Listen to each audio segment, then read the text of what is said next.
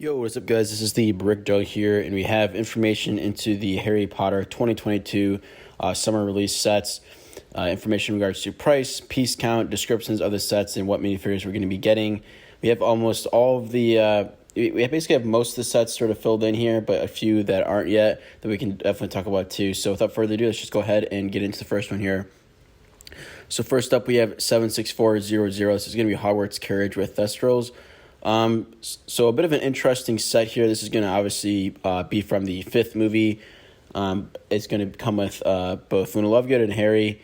And I think at that price point for $20, 121 parts, the large focus here is going to be getting probably those Thestral figures. We saw that in the Grindelwald's Escape set. That was a Fantastic Beasts set. I expect that to be similar from the Thestral build, but I'm interested to see too what sort of is included with this as well. But pretty straightforward. I mean, it's $20, 121 parts. Not expecting anything too crazy here. But yeah, if this is something you're still looking to pick up as far as getting a Thestral or maybe a Luna Lovegood minifigure, this is definitely going to be a good option. And by the way, these sets are going to be releasing June 1st. All right, next up we have Hogwarts Sirius's Rescue. So this was actually a set they made a while ago here. Definitely, I remember having this set, so kind of cool that we're going to see basically a remake from the 2004 set. This one's going to be 76401, consists of 345 pieces and come with 4 minifigures, including Sirius, Harry, Hermione, and Ginny. In addition to this is going to be 345 pieces for $50. I think one of the interesting aspects of this set is the price point. Again, 345 parts for $50. I think they're going to have to make it pretty substantial there to warrant that price point. And I'm interested to see how similar it is to that 2004 set and if there's any sort of nods to that as well. This is also going to be sort of a extension to what we saw in the Hogwarts Chamber of Secrets set that came out in 2021. So I'm expecting still those sort of green roof accents. It seems like they're basically moving on from the gray ones in general with this wave based on the Hogwarts extensions that we're seeing. So that's a pretty interesting move. It was sort of a weird thing in 2021. It was like, are they going to sort of move back in 2022? What's going to happen? It seems like we're going to be seeing more continuity with the green roofs going forward, at least this year. Next up, we have 76402 Hogwarts. It's going to be Dumbledore's office. This set is going to be 654 pieces, come with 6 minifigures, and it's going to cost $80. So, all in all, I think this is going to be a pretty decent set, fairly straightforward. Again, a lot of these additions to these Hogwarts sets, I think, at least we've seen a couple years of this. We can kind of like picture what it might look like or picture how it could incorporate itself into the sort of extensions of Hogwarts. Now, what's interesting is some of the extensions already have included sort of the office already, but this is going to be an even additional sort of extension of that. So good to see. And again, I think we will get some interesting maybe prints and torso prints and things like that for Dumbledore and McGonagall. I'd be interested to see what that's going to look like, and then also get Argus Filch and then Mrs. Norris, which is a nice addition there. So not crazy excited about that, but I think it'll be a pretty good set. And overall, I think like I said, we do kind of know what to expect with these sort of Hogwarts extensions at this point. And moving on to the next one, we have 76403 Ministry of Magic. This is going to be 990 parts, 9 minifigures, going to retail for €100. This is, I think, it'd be a great set. We get a good price per piece if that's what you're into. And then also we have 9 minifigures, which I'm excited to see. Ministry of Magic 2 is something we haven't seen really depicted in LEGO Harry Potter. So as far as new, exciting sets, this one probably excites me somewhat the most. So overall, I think this is a big thumbs up for me. What I'm interested to see is this going to be more based off the Order of the Phoenix Ministry of Magic or more of the Deathly Hallows scene from Ministry of Magic. We haven't really seen any sort of sets that are targeted at, the Deathly Hallows from the Deathly Hallows. They've really stayed away from that. People have suspected it, being too dark of a movie, things like that. I'm not sure really what the deal is. I mean, I definitely could see LEGO saying that. But I just always think about, not even just other themes, but we think about, Goblet of Fire. They had a graveyard set, which is, that's a pretty dark scene, right, in that movie, considering what happens to Cedric Diggory there and whatnot. So I just don't really understand that justification from LEGO themselves, but, it's just something that LEGO does sometimes. So, it kind of just is what it is. We'll have to see. I think this would definitely be very telling, this wave. If we don't see anything from Deathly Hallows, I think we can fairly safely say that this might not be happening just due to whatever reasons, and I'm sure LEGO will probably keep those quiet. All right, moving on from that, we do have the Advent calendar as expected. Nothing too much to say here. The usual Advent calendar as we expect every year. Now, this one's probably going to be the most exciting for most people, or at least I would say, big collectors are looking for something new, unique. This is going to be the direct-to-consumer set 76405. It's going to have a $470 retail price. That is pretty astounding just in comparison to the other Harry Potter direct-to-consumer sets we've gotten, and just direct-to-consumer sets in general, like in LEGO as a broad category. That is a very hefty price point. I think there's a lot of speculation on what it could be. Lots of people think it might be a Gringotts, which could be an extension to Diagon Alley, things like that. I think that's probably most likely for me personally too. But I also could see, we could maybe see another piece of Hogwarts, sort of an extension of that larger castle. We could also see an entire Quidditch field.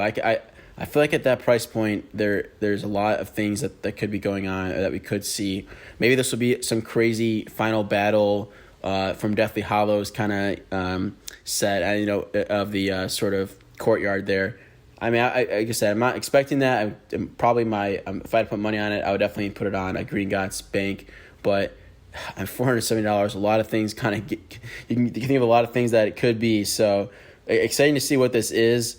I feel like I'm kind of getting backed up on a lot of these Harry Potter direct-to-consumer sets. They're pretty expensive. We're seeing one every year, but it is always exciting to see what they come up with. And even if you're not picking it up, I think most people can agree. I mean, the designs have been spot on in my opinion, as far as what they've been making. And even the one last year, the Hogwarts or Icon moment. I guess just Icons of Hogwarts. I think right was what the name is. I'm not really. I thought it was kind of gimmicky, but honestly, a decent display piece. When you see it sort of in store and whatnot, I think it's a fine set.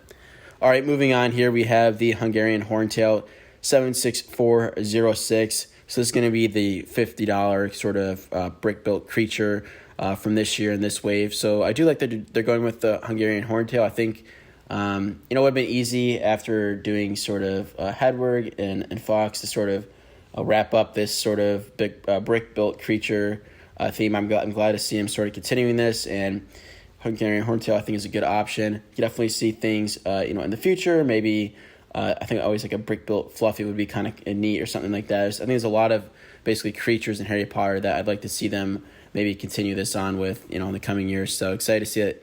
Mainly just excited to see that sort of sub-theme of Harry Potter that we've kind of come to expect is kind of continuing on. Next up, we have 76407, the Shrieking Shack.